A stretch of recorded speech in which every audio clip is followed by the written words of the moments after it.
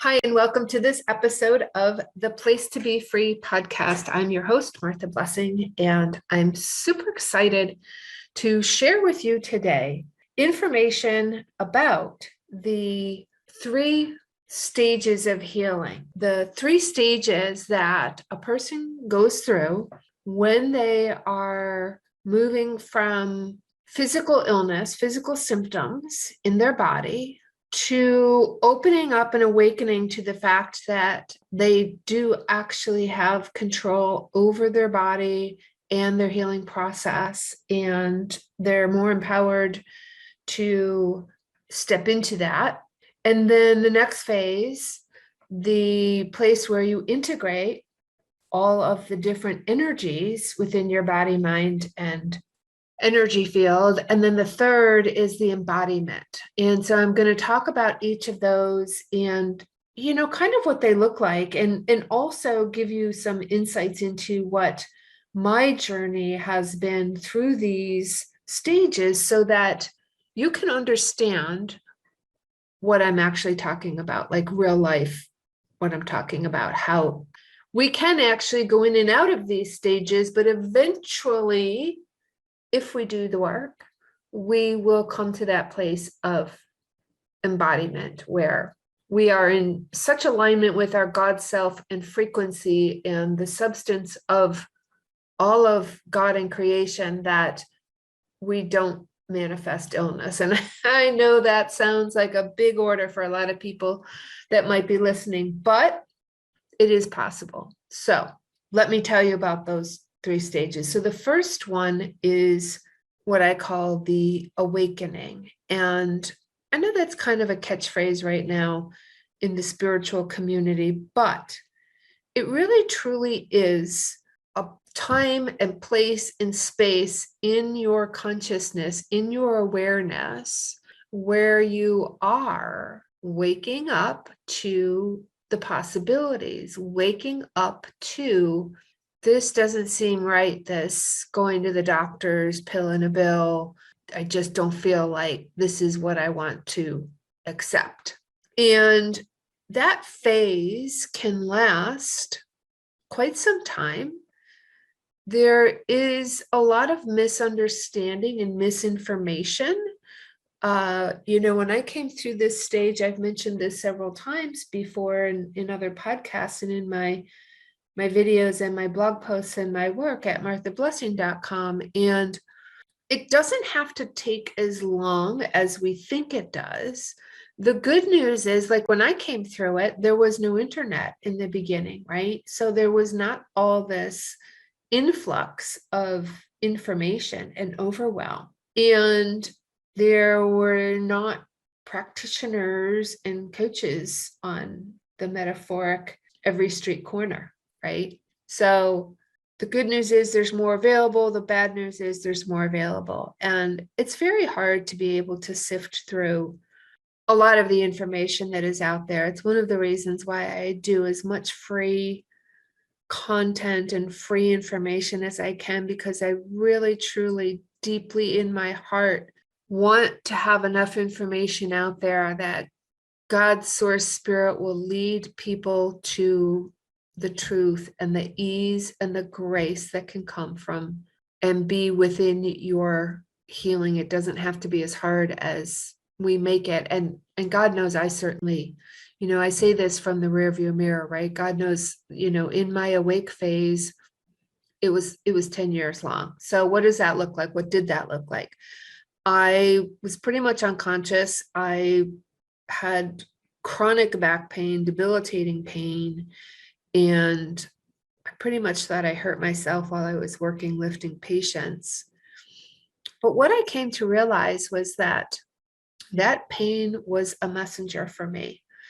And even though it was excruciating, the fact that it was in my sacral and in my back and in my lumbar area, it was a messenger. And it was to help me wake up to the fact that I had stored a lot of, I won't say a lot of trauma. I had stored some incidences from childhood and trauma and some incest and sexual abuse. Okay. So people say that, kids are resilient. Well, you know what, we are and we aren't. We still bury the emotions of events that we find unable to process when they happen. So that's what that was. And if all I had done, and what I did do in the beginning, was I went to the doctors. Like, I did all of the stuff that they told me to do. And I had 3 back surgeries over the course of 10 years and got diagnosed with fibromyalgia. So the awakening was, I started doing yoga. My father and he had emergency bypass, and I had a lot of stress. I was still working as a nurse. And we went to yoga class. And like, there were all these little signs kind of being placed in front of me. And eventually, God and substance, sometimes they'll hit us like a brick, right? If we don't pay attention, it will get worse. And that's the truth of it, quite honestly. I've seen it over the course of 30 years. So the gift is in the symptom. And I did eventually begin to listen, and I did eventually start to take the yoga class. And it led me to a retreat in Lenox, Massachusetts at Kripalu Center to do a yoga weekend. And when I was there, I had an energy healing session.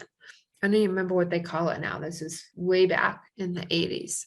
And it rocked my world. I had never done it before. I didn't know what it was, but something happened that was profound. And I was like, oh my God, like, what just happened? And I had to know, right? So that was the awake phase. I was awake. There's something different. There's something more, signs from your guides, your angels, God, whoever, whatever you want to call it. And that's the awakening. Now I know that there's something more than this, just pilling a pill and going to the doctor. But then I had to start exploring. And that's really what I did over the course of 10 years. And I did so many things. And I ended up knowing and learning and actually becoming a healing touch practitioner because of that experience that I had in the energy healing. So one thing led to the next and the next and the next. And eventually I was in a wheelchair. I couldn't walk. The doctors told me it was going to be permanent. And I had another awakening. I had another epiphany. And I was just like, I don't believe this. I don't believe this has to be true. I don't see that this has to be the way. And I just kept moving forward against all odds, against every single thing that I knew. Now, this is where the faith comes in. And I will talk about that and have talked about that in other podcasts. I will leave a link to some information about really the role of faith and what that is and how to use it, because faith is active. It's not just la, la, la, woo, woo. And so it activated in me a true, strong faith to believe in what seemed absolutely impossible and what I couldn't believe and what I couldn't see. Like, I had faith. The faith is to believe it before you see it, right? And so that's what that did. And I got out of the wheelchair. I defied all of the odds. These are active, tangible practices and processes that anyone can learn, and they are not difficult and they are not painful. Like, I'm telling you all this in hindsight because I went through it and I learned all the lessons. I know how to get people from where they are to where they want to go because I've done it, and I've done it for a lot of clients. So then the next stage is the alignment stage of healing. And the alignment stage, and again, we can move in and out of this, but the alignment stage is where you're now awake. You feel energy, you recognize, you might be going for holistic healing services. You might be having acupuncture and you kind of feel something while you're on the table, or you're having healing touch or Reiki or quantum healing or whatever it is. And you notice that there is a difference in your body and your mind, and you start to be more and more aware of energy. So in this alignment phase, the tools and the practices that are necessary and pivotal are, we have mental energy, we have emotional energy, we have spiritual energy, and we have physical energy, right? Body, mind, spirit, soul, heart, these all have different connections and different frequencies and different pathways that they connect to within our body energetically. And the alignment phase is doing the tools that actually teach you how to align these. And where a lot of people get stuck is that they haven't learned how to actually, they get confused and they start doing, all these meditations that kind of take them, out there, outside themselves. And what really needs to happen, like just doing a meditation, quite honestly, I feel is pointless. I mean, it does slow down your megahertz in your brains and you can get calm and it's lovely music and all of those things, but it will not help you align the physical, mental, emotional, spiritual, body, mind, soul, and heart energies without understanding that you need to release the core cause. You need to release, usually it's a core wound, right? It's something from mom, dad, childhood, brother, sister, sibling, something in our soul group. And it's a lie and a story and a belief that we've made up. And that's where people get stuck. They cannot get their mind, because the inner critic and the subconscious is constantly sabotaging. They don't know how to get in their body and get their energies aligned. Okay.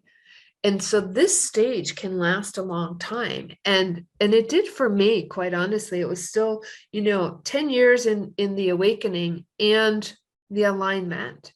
And I had a woman say to me one time, well, if you're so good at this healing, because by now I've left nursing and I have a holistic practice in a wellness center, and I'm doing this work with people. And somebody said to me, if you're so good at this, why do you get sick? And this is the answer. This is exactly it.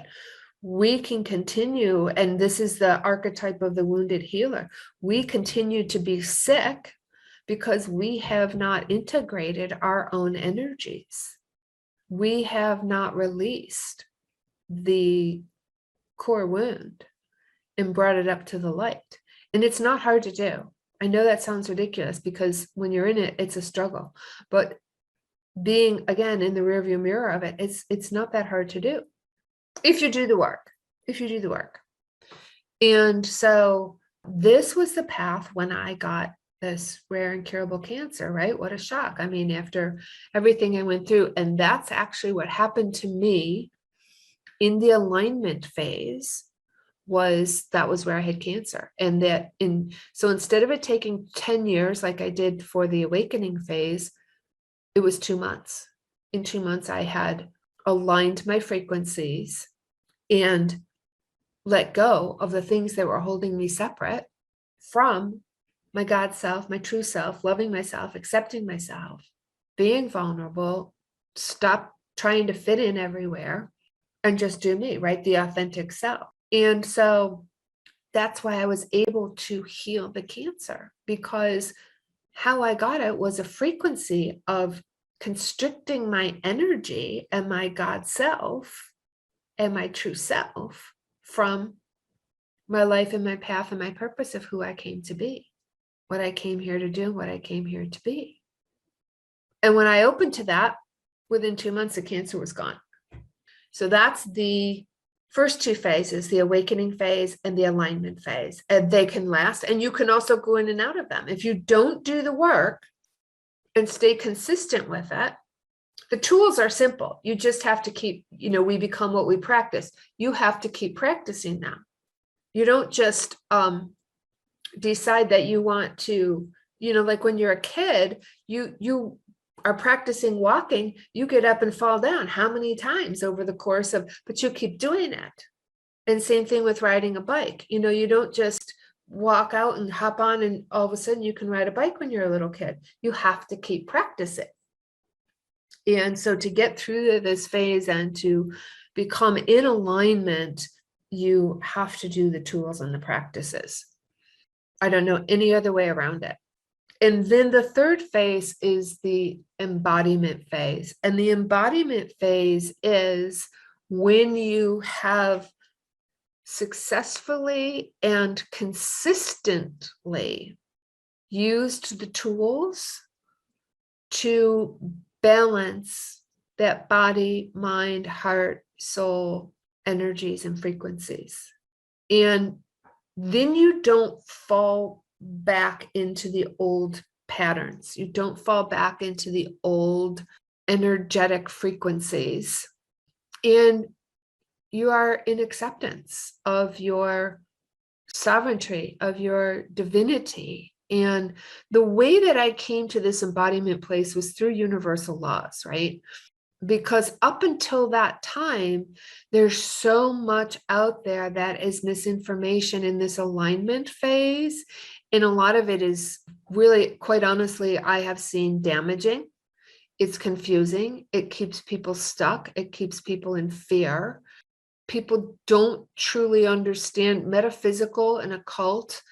And I'm sure I'll piss off a lot of people. If you like crystals and tarot, fine, do it. But that is not helping you get inside yourself and align your energies. It's looking to something outside yourself. And I did it for years. I can say wholeheartedly everything that I'm saying because I did it and I know what it does. And I see the mistakes that people are making when they come to me and they say, I've tried everything. No, you haven't. No, you haven't. Because what you're doing is keeping you stuck. And so that's why the doctors, the therapy, all of these things, they are not helping an individual align these frequencies within themselves to get their mind, their heart, their body, their soul, all on the same frequency in truth, in living in the truth. And I'm not going to lie, it's work. Most people aren't willing to do it. I've worked with coaches, I've worked with mentors, and the people who want to do this level of work, that's what I do in my private one-on-one coaching. And it's a commitment. Let me just say that it's a commitment. So those are the 3 levels: the awakening stage, the alignment stage, and then when you step out of the alignment stage, you are moving into the embodiment. And that's where it gets really exciting and fun. And it doesn't mean that life doesn't have challenges. It doesn't mean that you don't have things that you have to tend to, but you are aware of and living with and in your passion, your purpose, your joy, your celebration. You understand that the purpose of life is to create more life, and you are completely aligned with substance and creation by having used and implemented universal laws. Universal laws work every single time. The reason, they're universal, right? So it's like the sun doesn't decide who it's going to shine on and who not to shine on. Gravity doesn't, work for one person and not the other. They are consistent. There is order. If there was not order, then God would not be able to create what it creates, what substance creates. There's order to creating all of this. And that's what the game changer is when you step into these universal laws in the embodiment phase. You never worry and have fear and doubt ever again, because you understand how the laws work. And so you don't have the frequency of fear and worry and doubt and shame and guilt in your body any longer. That creates anxiety and pain and illness and fear and the whole list of symptoms that everyone has. That's it in a nutshell, the 3 stages. If you want to know more, please reach out to me. And I welcome your comments. And I will see you in the next episode of the Place to Be Free podcast.